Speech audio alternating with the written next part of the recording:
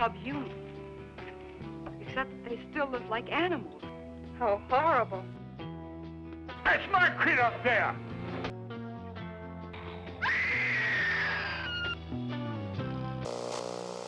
In our world, we seem to be having this major dichotomy going on, or at least it's presented to us that way.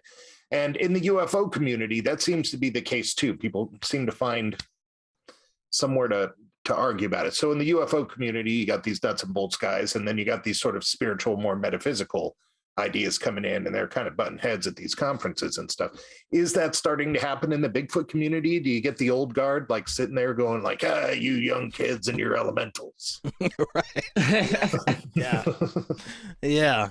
You know, and things simmered down after a couple beers. You know, at first it's a little awkward, uncomfortable because, you know, maybe you've talked smack about another person and they show up, or there's drama, you know, but if you stay out of that. Especially in the Bigfoot community, because, you know, it's a lot of armed mountain men. Yeah, hairy armed mountain men. Right, yeah. The real Bigfoots all along. Right. Yeah. That's when you get out your sponsorship to Manscaped. But no, I've learned to avoid most of that and deflect it with as much humor and as much alcohol as possible, preferably in that order. But it's not you hear about it, and but no, it's for the most part it's moving. Even though that the aper community is reluctant, it is moving away from that argument, and they know it. And it has to do a lot with the Pentagon releasing this UFO evidence. I mean, if we can get an out-and-out press conference to say that we are not alone, here are the beings, here are the craft, and this is the way it's worked, it changes everything as far as the Bigfoot conundrum. The ghost conundrum. I mean, what Robert Bigelow interested in now, besides Skinwalker Ranch, he's interested in life after death. That's his main goal right now, is understanding what happens after we die. And so to have those things unfold in the Al Moon Lab seemed appropriate, because it started with Bigfoot. It went right into the paranormal wormholes and, you know, orbs, and then it moved into the world of the ghost. And so life after death, is that the ultimate question that we should be asking? Maybe. There's even a little bit of a surprise in there regarding COVID at the very end of the book. I had to do a little rewrite because there was an acknowledgement of, well, definitely an acknowledgement over COVID. So we wrote about that. Well, they wrote about it, really. And so, yeah, really interesting questions. I think there's probably more interesting questions than answers, and I don't even know if we know the right questions to ask.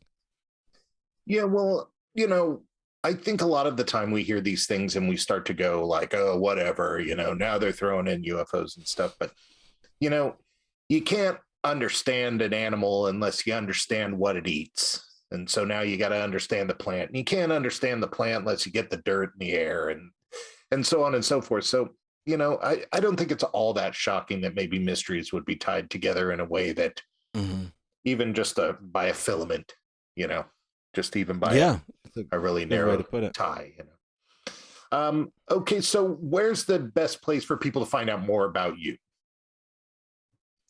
Oh, well, so if they want to listen to the show, it's kind of in hiatus right now because we're moving from Washington to Idaho.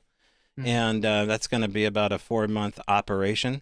And so, but if they want to listen and follow along, they can. It's called Strange Bräu Radio, is my podcast. It was a podcast conceived in a pub, hence the word Brau, which is the German iteration of brewhouse. So Strange Bräu Radio, BRAU. And there you'll find archived episodes anywhere you can find a podcast, and YouTube and all that goodness. And yeah, great. If they want to get a copy of the book, then go to strangebräuradio.com or go to Amazon and just type in Al Moon Lab. And if they do and write a little review afterwards, that's the big thing that helps out the authors, is just putting a simple review and just let me know what you thought of it. Awesome. And what's next for you after you move, of course? Well, I'm working on a new book. That'll come out next winter, I think. And then we're gearing up for this documentary. That's the big one. I just got done finishing my second Sasquatch. It's in a museum in Forks, Washington, home of Twilight. And it's called Sasquatch the Legend. The building of you've done it before. Well, yeah, I've done it before. I sold it to a minor league baseball team in the little town of Eugene, Oregon on the first one.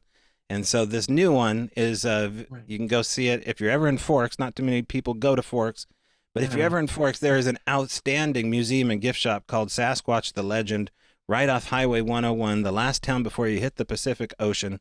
And there's Biggie. He's 8.5 feet tall and sitting in the corner there at this gift shop. So I just finished that project, and I'm working on other reconstructions of cryptids as well, different types of cryptids. Let me ask you an honest question. Do you really think that Kara looks like she'll never find herself in Forks? Oh my God. Go Team Edward.